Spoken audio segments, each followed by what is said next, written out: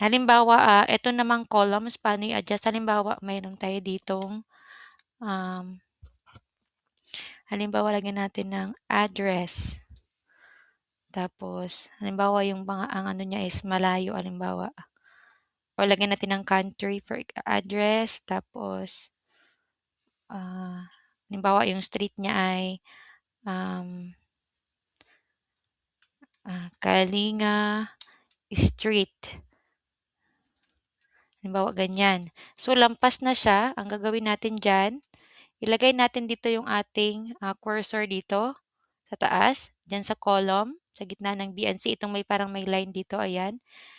Dapat naka-cross yung ating, cursor, ayan. Tapos double click natin, ayan, para, automatic siya na kasya yung ating tinype, hindi siya lalampas. Kasi kanina nakaganon yun, eh, ganyan. So, ibig sabihin nakalampas siya dito, pero 'pag gusto natin na, naka-auto fit siya, i-double click lang natin ito dito sa taas, okey? Ayan.